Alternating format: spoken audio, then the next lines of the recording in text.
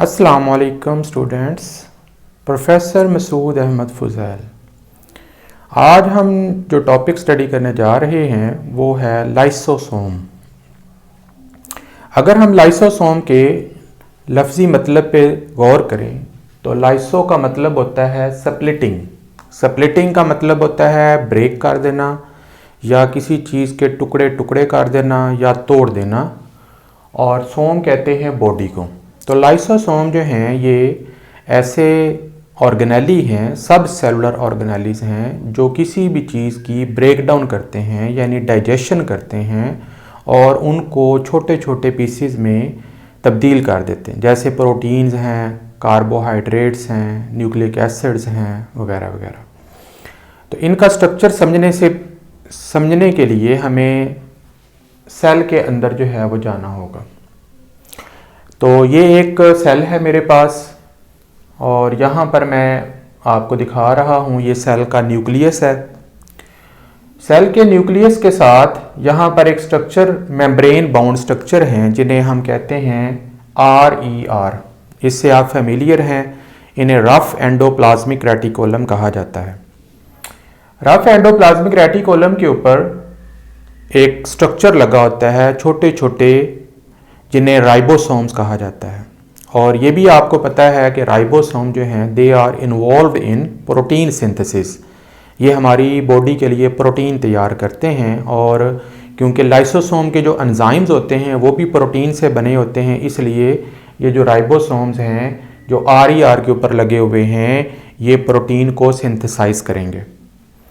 Protein जब synthesise हो जाएगी तो उसको RER से SCR में ट्रांसपोर्ट कर दिया जाएगा। SCR भी मेम्ब्रेन बाउंड वेजिकल्स हैं, थैलियाँ हैं, सिस्टर्नी हैं, जिन्हें स्मूथ एंडोप्लाज्मिक रेटिकुलम कहते हैं। इनके अंदर जो है ये प्रोटीन जो है उसे ट्रांसपोर्ट किया जाता है।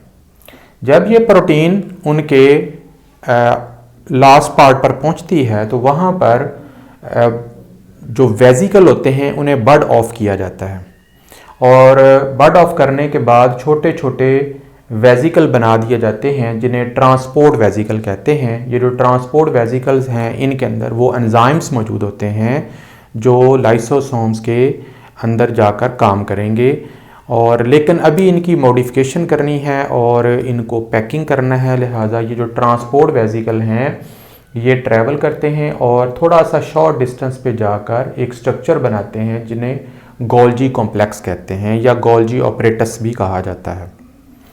गोल्जी ऑपरेटस जो हैं ये भी मेम्ब्रेन बाउंड वेजिकल्स हैं, थैलियाँ हैं, सिस्टर्नी हैं। यहाँ पर एंजाइम्स को मॉडिफाई किया जाता है और फिर उसके बाद उनको फाइनल जो है वो पैक कर दिया जाता है। पैकिंग का मरहला जब आ जाता है और ये जो मेम्ब्रेन बाउंड स्ट्रक्चर बन जाते हैं इन्हें हम प्राइमरी लाइसोसोम्स कहते हैं। इनके अंदर जो एंजाइम्स हैं वो मौजूद होते हैं। अब यहाँ पर मैंने आपके सामने एक प्राइमरी लाइसोसोम जो है उसका स्ट्रक्चर जो है वो क्लियर करके आपको दिखाया है। ये एक थैली होती है, वेजिकल होता है और जो सिंगल मेम्ब्रेन बाउंडेड होता है। इसके इर्द गिर्द एक मेम्ब्रेन होती है और इसके अंदर आपको एंजाइम्स जो हैं वो नज़र आ रहे होंगे। ये एंजाइम्स जो हैं ये मुख्तलिफ नेचर के होते हैं। मिसाल के तौर पर अगर आप यहाँ पर देखें तो मैंने कुछ एंजाइम्स के नाम लिखे हुए हैं। ये हाइड्रोलिटिक एंजाइम कहलाते हैं। हाइड्रोलिटिक एंजाइम वो एंजाइम्स होते हैं जो किसी भी चीज़ की ब्रेक डाउन कर सकते हैं।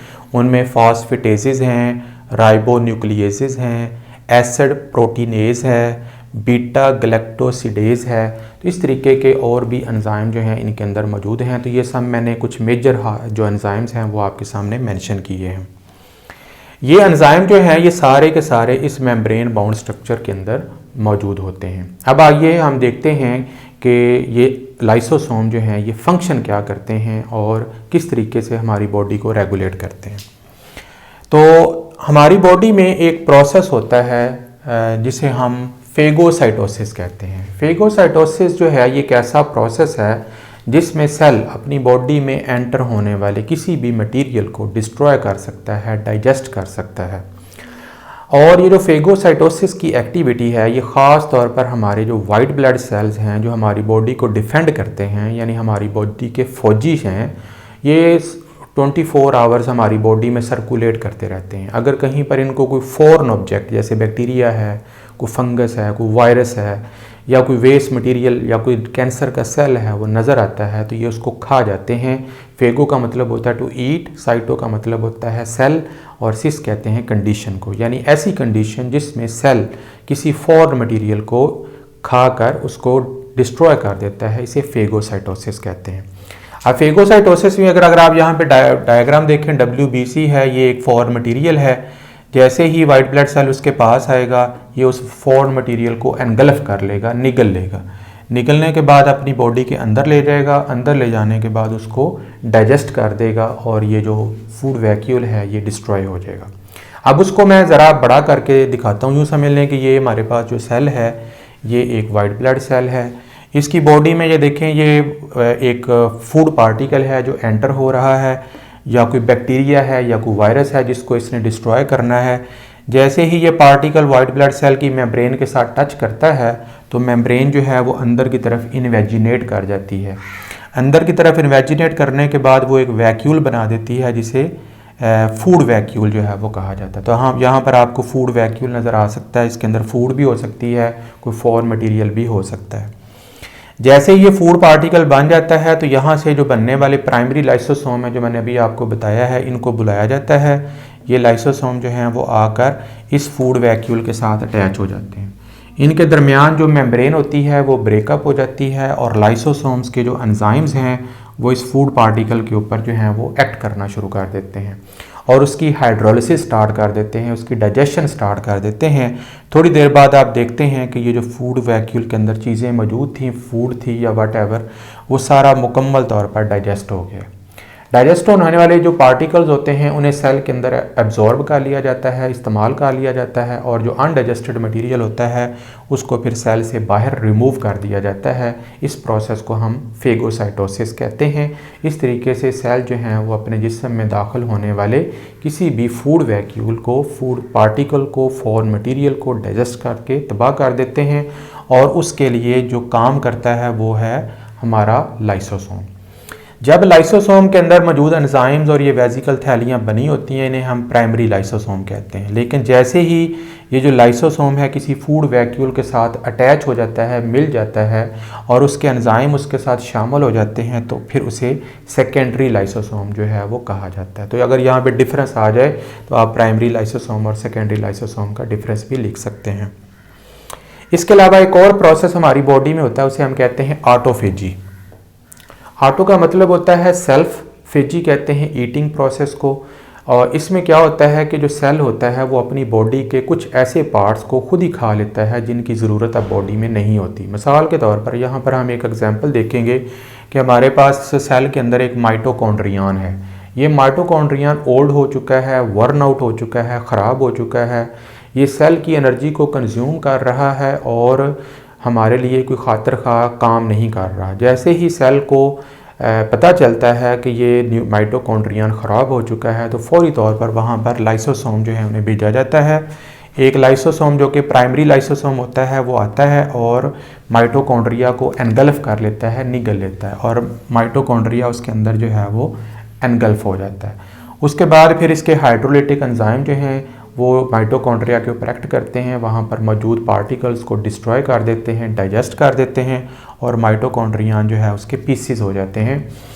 उन पीसेस में मौजूद प्रोटीन्स को, लिपिड्स को, कार्बोहाइड्रेट को दोबारा इस्तेमाल करके दोबारा माइटोकॉन्ड्रियन भी बनाए जा सकते हैं, यानी माइटोकॉन्ड्रिया को रिसाइकल भी किया जा सकता है। या अगर रिसाइकलिंग की ज़रूरत ना हो, सेल को माइटोकॉन्ड्रिया की ज़रूरत ना हो, तो उन्हीं मालिक्यूल्स को ब्रेक करके उनसे एनर्जी भी हासिल की जा सकती है और आहिस्ता आहिस्ता जो सेल है वो रिन्यू हो जाता है और उसके अंदर जो वेस्ट मटीरियल हैं वो तबाह हो जाते हैं।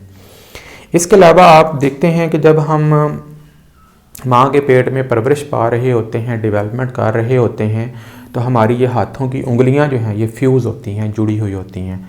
हमारे होंठ भी आपस में जुड़े होते हैं, आँखों की जो पलकें हैं वो भी जुड़ी होती हैं, नाक के सुराख भी बंद होते हैं, ज़ुबान भी तालू के साथ जुड़ी होती है। इनको सेपरेट करने के लिए जब हमने दुनिया पर आना होता है तो लाइसोसोम जो है उनको भेजा जाता है। वो हमारी उंगलियों के दरमियान जो मेम्ब्रेन्स हैं उन्हें खा जाते हैं और हमारी उंगलियां जो हैं वो सेपरेट हो जाती हैं। इसी तरीके से होंठों के दरमियान जो मेम्ब्रेन है उसे भी लाइसोसोम कट करके खा जाते हैं और हमारे उंगली जो होंठ हैं वो अलग हो जाते हैं। इसी तरीके से जो ज़ुबान है हमारे लोअर पैलेट के साथ जुड़ी होती है, तालू के साथ, उसके अंदर मौजूद एंजाइम जो हैं लाइसोसोम के, वो उसको अलहदा कर देते हैं और हम जो है बाहर आकर अपनी ज़ुबान से अल्फाज अदा कर सकते हैं। तो दुनिया में कुछ बच्चे ऐसे भी पैदा हो जाते हैं जिनमें ये लाइसोसोम प्रॉपर तरीके से काम नहीं कर पा सकते, तो उनकी जो उंगलियां जो हैं वो जुड़ी रह जाती हैं, ज़ुबान तालू के साथ जुड़ी रह सकती है, जिसकी वजह से वो बोलने से कासर होते हैं और 2-3 साल के होने के बावजूद भी जो हैं वो बोल नहीं सकते। तो इस तरीके से हमने देखा कि लाइसोसोम जो हैं ये हमारी बॉडी में, हमारे सेल्स में फॉरेन मटेरियल को रिमूव करने के लिए इस्तेमाल होते हैं। इसके अलावा ऑटोफेजी करते हैं, फेगोसाइटोसिस करते हैं, डेवलपमेंटल प्रोसेस के अंदर किसी पार्ट्स को डिलीट करने के काम आते हैं। इसी तरीके से फ्रॉग का जो टैडपोल लार्वा होता है, उसको जब अडल्ट में तब्दील होना होता है तो उस वक्त उसकी जो टेल होती है उसको भी ख़त्म करने के लिए लाइसोसोम जो हैं वो इस्तेमाल होते हैं। तो यहाँ पर मैंने एक छोटा सा समराइज़ कर दिया उसका जो स्ट्रक्चर है कि हम सबसे पहले जाएंगे RER में, रफ एंडोप्लाज्मिक रेटिकुलम में, उसके ऊपर राइबोसोम लगे हुए हैं, उसके ऊपर एंजाइम्स पैदा होंगे। एंजाइम जो हैं वो SCR में जाएंगे, वहाँ से वो बड ऑफ होकर ट्रांसपोर्ट वेजिकल बन जाएंगे। ट्रांसपोर्ट वेजिकल जो हैं वो गोल्जी अपरेटस में जाएंगे, वहाँ पर उनकी मॉडिफिकेशन की जाएगी, पैकिंग की जाएगी और आहिस्ता से फिर वो लाइसोसोम बन जाएंगे। तो ये एक छोटा सा उसको मैंने समराइज़ करके आपके सामने बता दिया। तो ये हो गया उसका स्ट्रक्चर और उसके फंक्शन हमने स्टडी कर लिए। अब हम देखते हैं कुछ डिजीज़ का जिक्र करेंगे जो लाइसोसोम की वजह से हो जाती हैं। अगर एक इंसान की बॉडी में कॉन्जेनिटल पैदाइशी तौर पर या जेनेटिक प्रॉब्लम के तौर पर लाइसोसोम कम बने या उनके कुछ एंजाइम्स हैं वो ना बने, तो हमारी बॉडी में कुछ डिजीज़ हो जाती हैं जिन्हें स्टोरेज डिजीज़ कहा जाता है। Storage disease are those disease which are due to the presence of extra glycogen and lipids inside the body. इसमें क्या होता है कि हमारी बॉडी में कोई मटेरियल बहुत ज़्यादा मिकदार में स्टोर हो जाता है और लाइसोसोम के जो एंजाइम हैं वो नहीं होते जो उनको डिग्रेड कर सकें, उनको डाइजेस्ट कर सकें।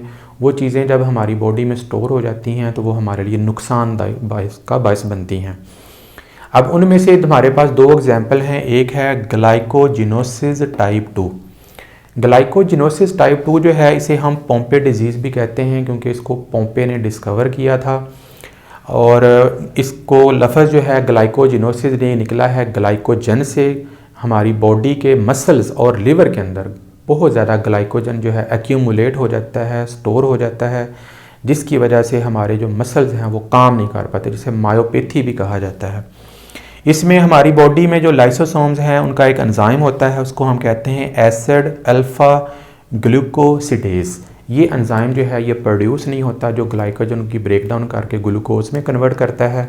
और वो जो ग्लाइकोजन है जब हमारे लिवर में और मसल्स में इकट्ठा हो जाता है तो उससे हमारी बॉडी को जो है वो शदीद नुकसान पहुंचता है और बाज़ औक़ात अगर कंडीशन बहुत ज़्यादा बिगड़ जाए तो उससे इंसान की डेथ भी हो सकती है। तो ये भी एक तरह की स्टोरेज डिजीज़ है जो कि लाइसोसोम के एंजाइम ना बनने की वजह से होती है। इसी तरीके से एक और डिज़ीज़ का जिक्र करेंगे, वो है टे-सैक्स डिज़ीज़। टे-सैक्स डिज़ीज़ जो है ये 2 साइंटिस्ट हैं, एक का नाम है वॉरेन टे। वॉरेन टे जो है ये एक ऑप्थेल्मोलॉजिस्ट था, आँखों का माहिर था, और दूसरा जो था वो था बर्नर्ड शैक्स।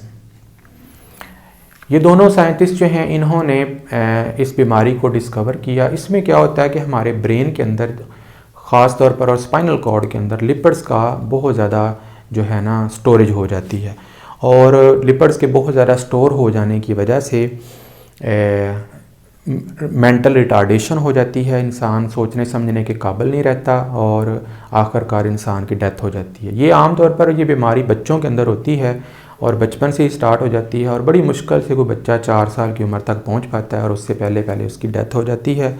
इसकी वजह जो है वो भी ऐसे एंजाइम्स हैं जो लिपिड को डाइजेस्ट करते हैं, डिग्रेड करते हैं और वो लाइसोसोम्स के अंदर होते हैं, वो एब्सेंट होते हैं और लिपिड्स का ब्रेन और स्पाइनल कॉर्ड के अंदर बहुत ज़्यादा एक्यूमुलेट हो जाने की वजह से ये प्रॉब्लम आ जाता है और बच्चों की डेथ हो जाती है। तो ये आज का टॉपिक था लाइसोसोम। आई होप कि आपको समझ आ गया होगा। तो please like it, subscribe it, share with your friend. Thank you so much. See you in the next lecture. अल्लाह हाफिज़।